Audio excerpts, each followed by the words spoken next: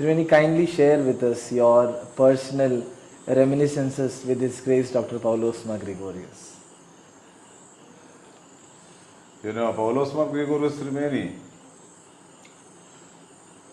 is more or less similar like God for us. In Christian theology, we say that God is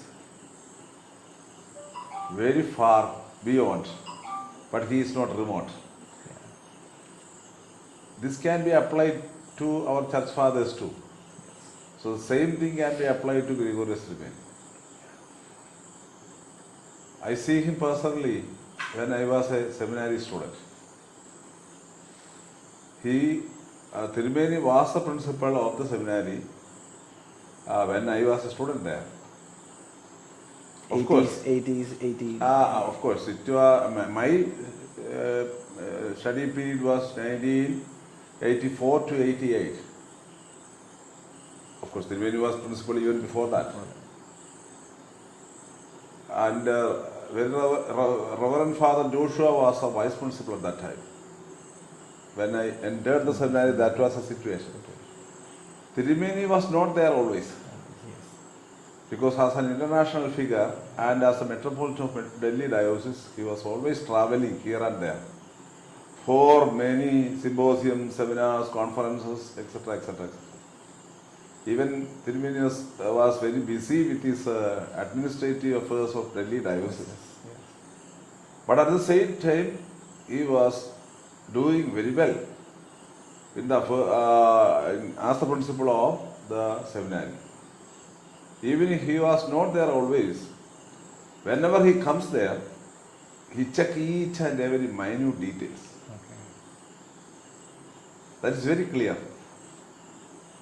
Even he was taking classes to all students in different classes. Beautiful lessons.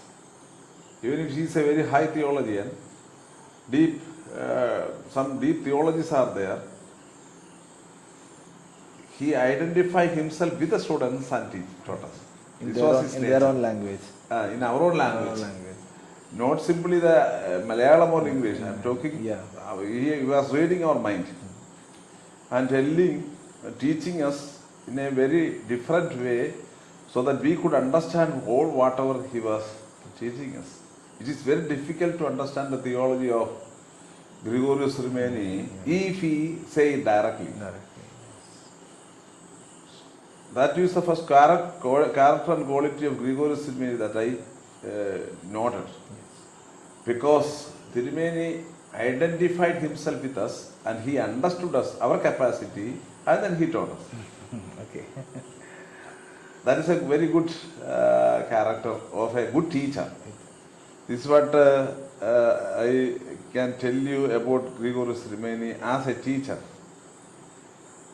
As you know very well, he was a giant philosopher. Not only the Indian philosophy, all world philosophies are known to Trimeni. Even he was teaching philosophy to Buddha philosophy to Buddhist people. That is quite interesting, because when before going to Ethiopia, Trimeni is the one who sent me to Ethiopia for teaching there. Okay. So before going to Ethiopia, I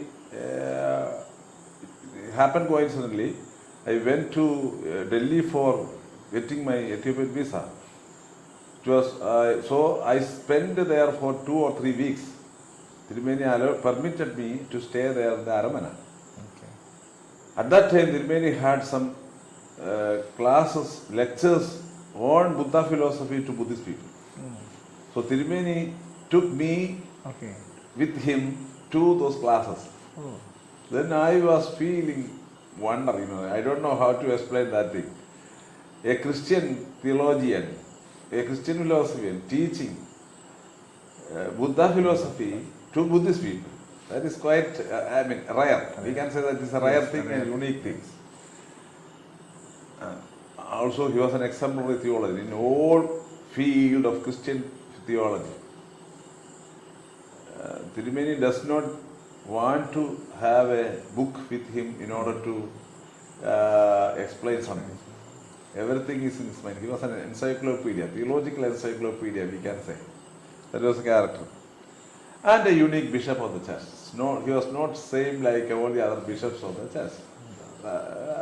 Those who see him and know him well, they can understand that he is not like the other bishops of the church. He has got his own way to become. That does not mean that he is just deviating from the tradition of the church.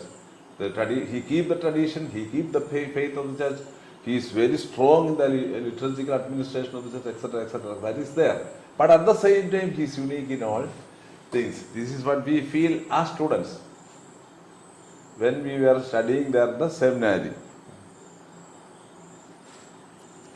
My case, sometimes I feel that I owe to him. Because there was some disciplinary issues in the seminary. Even myself was involved. Okay. And I was thinking that I will be sent out from the seminary. That stage was there. Okay. Tirumeni was not there at that time. The faculty was taking some discussion, etc., etc., etc. But Tirumeni came just because of my luck. He came. Okay. Coincidentally, accidentally he came. Okay. Tirumeni understood the situation. Tirumeni called me in his room Okay. and he checked the situation well. Tirumeni laid his hand on my head, he prayed and told me, go and study very well. Okay. So the situation was changed there in the seminary. That is what I am telling you, that I owe to him. That is why I am sitting here now as a bishop of the church. That is a very important thing. That means even if we see that he is a very giant, the pastoral, paternal affection is there with him. That nobody can deny, especially those who are very near to him, they can understand that thing. He is the one who sent me to Ethiopia, that I was already telling you. These are something, some of the things I remember now. Of course, if you ask another question, perhaps some other things will be. So how was your appointment as a professor in Orthodox Theological Seminary? During his tenure, you came as a teacher? And No, the thing is that I was sent to Rome for higher studies, theological higher studies. I took doctorate from the Pontifical Oriental Institute, Rome. After taking doctorate, I came here by the special order of my bishop, Mar Dioscoros. Okay. At the same day, our Makarios Tirumeni, he wanted me to be the vicar of our London parish. Okay. Tirumeni was telling me, you come here, you can do something, you can serve the church here, and at the same time you can go for postdoctoral studies. This is what Makarios Tirumeni just told me, encouraged me in this way. In a way, in my mind, I accepted that thing. Okay. Of course, I could not say simply yes or no, because I need to get permission from Dioscoros Tirumeni. Dioscoros Tirumeni was my bishop. So I did not say yes or no, but I told Tirumeni that I will ask Dioscoros Tirumeni, and if I get permission, I will. I came to Kerala and I stayed with Dioscoros Tirumeni. As I mentioned before, accidentally a letter came from Ethiopia. Okay. From the Ethiopian Orthodox Church, that they need 2 theological professors from India. Of course, the letter was addressed to Grigorios Tirumeni. Grigorios Tirumeni was the ambassador for, Yes. Laison. Tirumeni know that I am there now. Came after immediately completing my doctoral studies. So Tirumeni immediately called me, and he told me to meet him immediately. I went there to the seminary.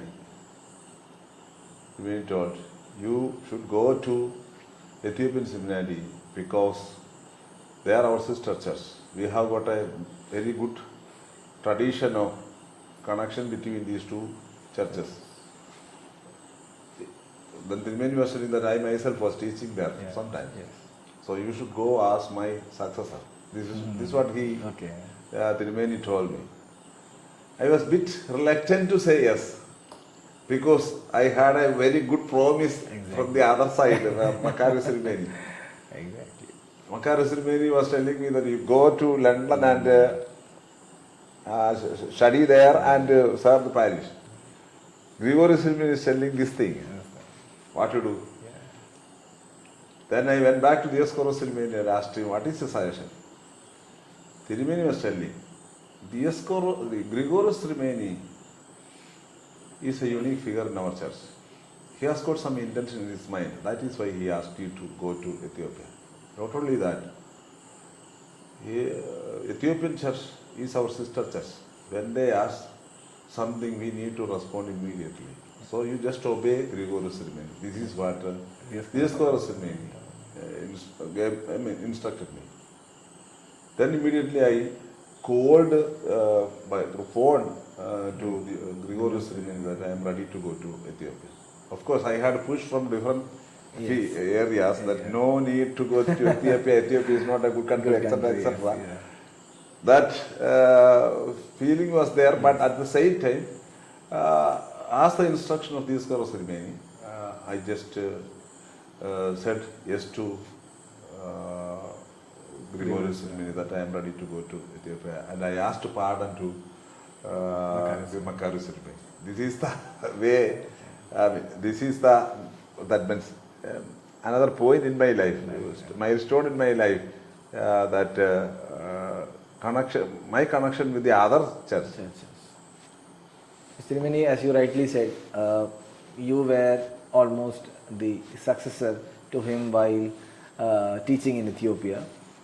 So, while you went there as a teacher in the seminary, you may have got... Sorry, you were asking me about Orthodox Theological Seminary. in Ethiopia. It was during my stay in Ethiopia that Grigorios Tirumeni passed away. Passed away, okay. Yeah, so I could not be with Grigorios Tirumeni after. Yes. I was appointed in the Orthodox Seminary when Reverend Father Dr. K.M. George was principal. Okay.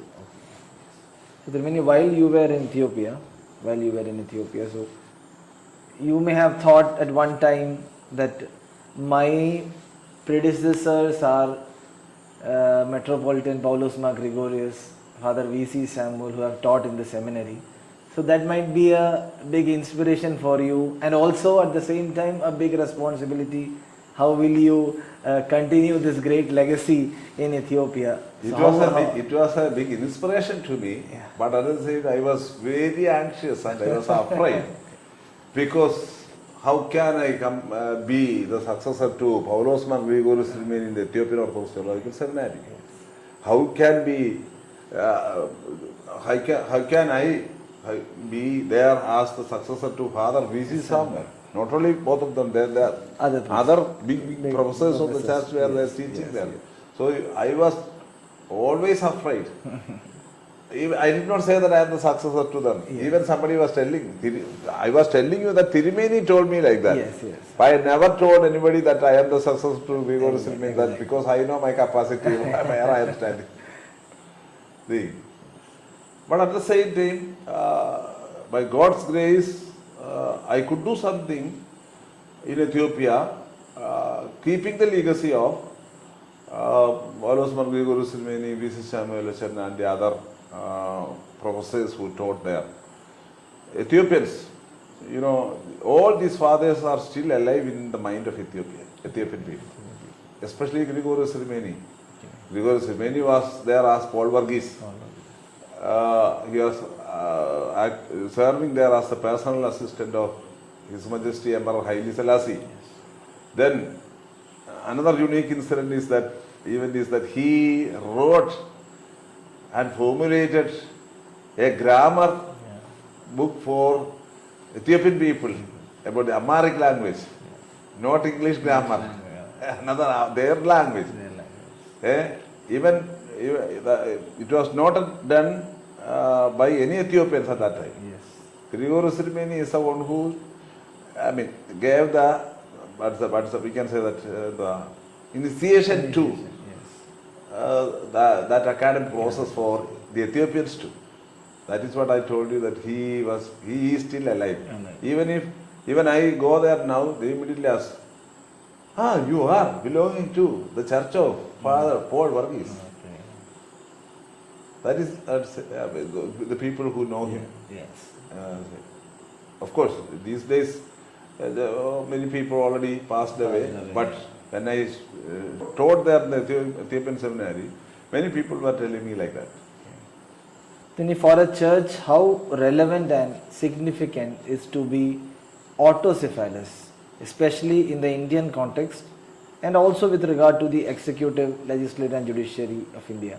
How relevant it is for a church to be an autocephalous church? You are talking about the Indian Orthodox Church? Indian Orthodox Church.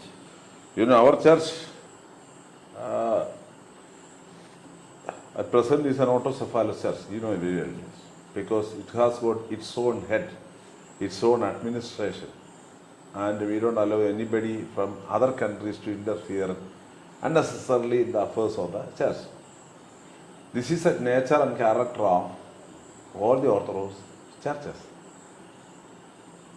To become autocephalous is the nature of an Orthodox church. Of course, in their beginning stage, perhaps they are not autocephalous. They will be under some other churches, or they will be autonomous in the other way. But during the course of time, when they feel that they are matured enough to govern their church, then that church will declare themselves as the autocephalous church. This is the very basic character of all the Orthodox churches. So we are also following the same thing. So in the Indian context, to be an autocephalous church, the Indian context, to be an autocephalous means we can consider ourselves as a national church. National church, yes. Because we have got our own head here. We don't have any. Of course, we have connection with the other churches, yes. But at the same time, we don't have any dominating power in the other country. So it is a national church. We belong to India. India. So Indian church. Indian church. Many the life and experiences of Ma Grigoris in Ethiopia as Mr. Paul Varghese and later as Father Paul Varghese has influenced to shape his personality to a great extent.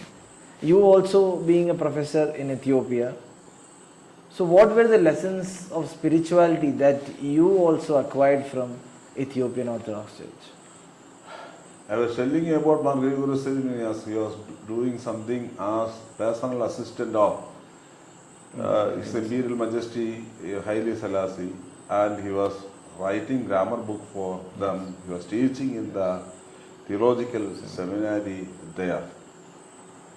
Of course, myself I could not do anything as Tirumeni was doing. The situation was very different. But I was teaching there.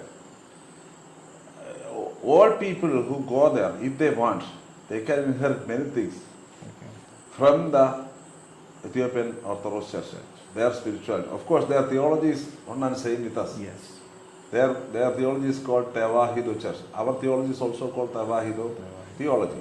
Tewahedo means one nature, one united nature, one incarnate nature. Our Christological formula is one incarnate nature of God, the Word. So, short form they say that Tewahedo. So, I mean, the title of the church itself is called Ethiopian Orthodox Tewahedo Church. We also follow the same theology. There is no difference. But they have a rich spirituality. The spiritual life is very rich. Fasting, prayer, all the canonical hours are observed very clearly in their churches, not only in the monasteries. Of course, I don't think that all people will come and attend all these things, but in all the main parishes, these 7 canonical hours are practically observed very well in their church. For this example, really influenced you as of course. For example, when I was staying very near to Ethiopian, this Kudu Selassie Bethakristan means the Church of the Holy Trinity. That is the Cathedral Church of the Patriarch. Okay. Every day, from morning till evening, people go to the church and come from there for the canonical hours. And during Lenten season, from morning till 3 o'clock in the afternoon, everybody will be in the church. People will be in the church. Not only the priest, even many people in the church.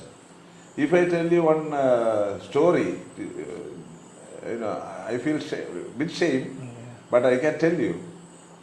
The first day of our arrival, Father C.G. Matthew was with me at that time. Okay. You know Father C.G. Matthew? He's to Who another church. was there in Delhi. Delhi, yeah. Now he is not in our church, he is in a different place. Yes. We both were sent to a hotel in order to live for 2-3 days there, Okay. because our accommodation was not ready at that time when we reached there. So they organized a hotel for us, and we stayed there for 3 or 4 days until the accommodation, the facility will be getting ready. One Friday morning, we went for breakfast in the restaurant. On Friday morning, one girl, she was one who serving there at that time. Okay. She came to us. She was asking, "Are you Orthodox?" That was a question. Yes, we said, "Yes, we are Orthodox." Then immediately she reacted in a very different way. No, you are not Orthodox. This is what she said. You are not Orthodox. Then we asked her, why? If you are Orthodox, you don't take breakfast on Friday morning. Okay. This is what she said. That you can understand what is the mentality of the Ethiopian people who work in the hotel. I was giving an example. Yes. Not a priest, Please. not a religious person. Of course, she is religious. That is why she was asking us that question. Yes. Not a leader as a. We are feeling ashamed, Yes. when she was reacting like that. Then we said, we are coming from a very far place. We are very tired. That is why normally we also don't take breakfast on Fridays, etc., etc. We explained to her, and we will be. She was very happy, and we were happy. I mean, it was a happy end. Yes. But that question is very important. If you are an Orthodox, you don't take breakfast on Friday morning. How many of our Yes. people from our church, Yes. even priests, Yes. Very relevant. That is their question. spirituality. Yeah, that's it. of course, they have got their own limitations, Yes. etc. So the other side is there. But these canonical observances, liturgical presence, all these things, very, very different from our church. While Ma Gregorius was speaking about church as a disciplined community, he says the discipline of the church is thus meant to be a structure which enables the Christian to grow into the form and resemblance of Christ, who is the true image of God. Kindly help us understand the statement with respect to the church sacraments. Tirumeni has got clear answer for that. That statement is correct. Yes.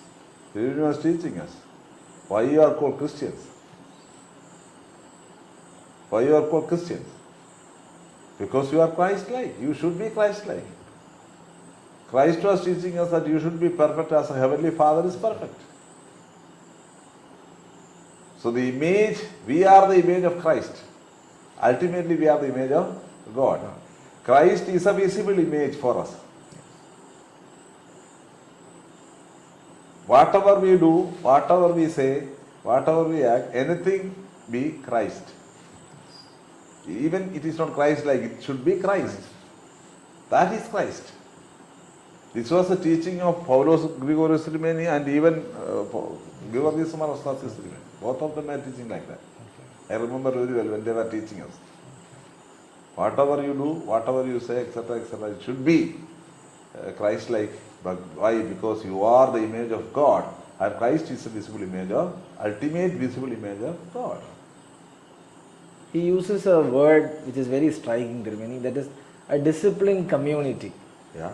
So, how can you just explain? Discipline community means, the church has got a structure. Yes. We have got 7 canonical hours. Yes. We have got 5 fasting periods. We have got Sunday liturgy. Why all these things are there in the church? All these things are there in the church in order to make us disciplined Christian people. Yes or no? Yes, yes. So the church has got a structure. If you follow that structure, then you are a disciplined Christian. This is what Grigorius Simeoni was telling us. It is very important for a community to be disciplined. Yeah? Yeah. It is very important. Very important. That is why the fathers were giving us some beautiful structures for our life. I remember very well, Tirumeni was teaching us, you can lift your hands, spread your hands like this.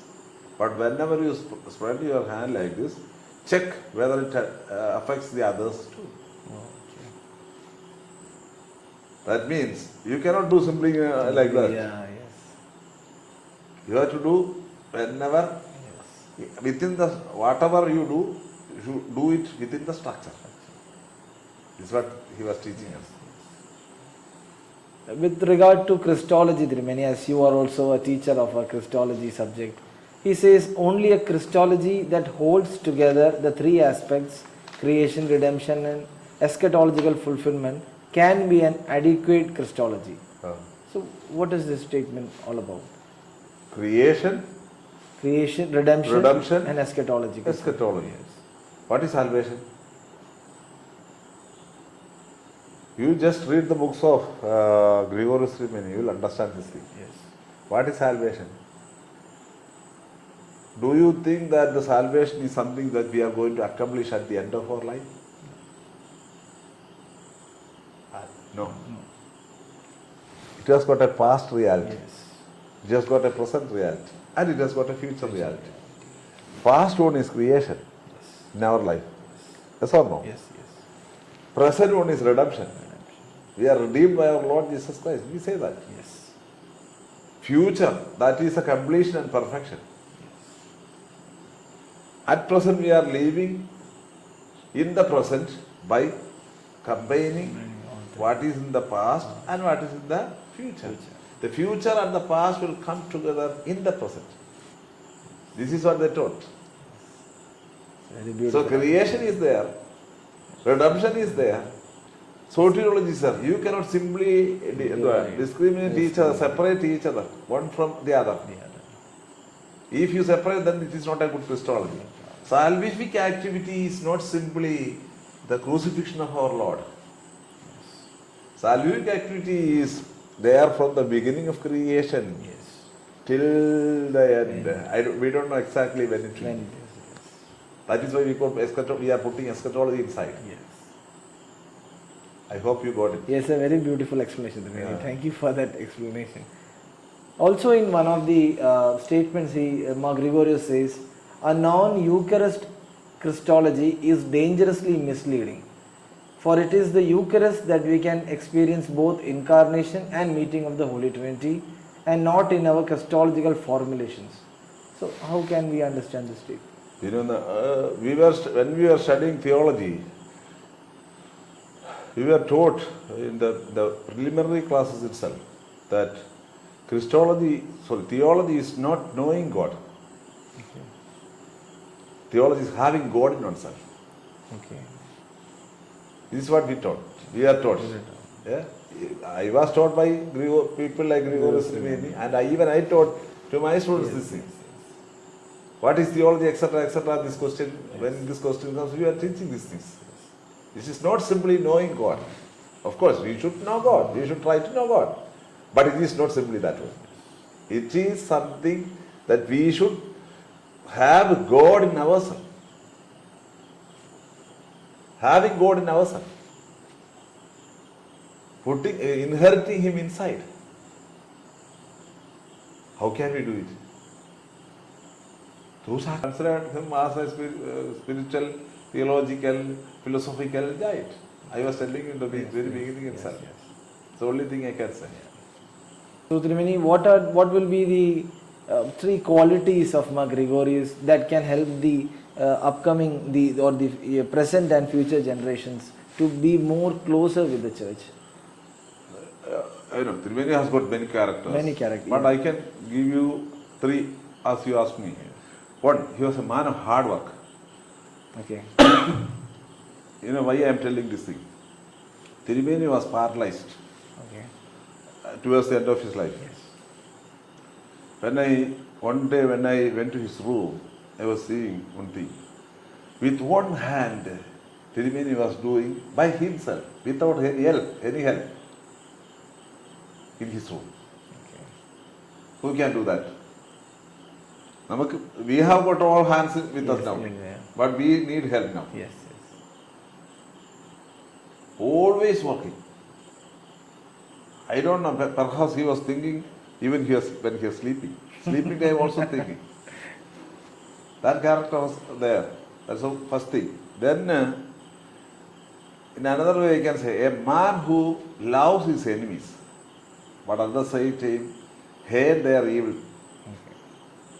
Yes. Loving the enemies and hating the evil in the enemies. True. That is why Tirumeni was going to attend the conferences of the enemy people, etc. Yes, It was easy for him to approach them. For us, it is very difficult. Yes. Yes or no? Yes.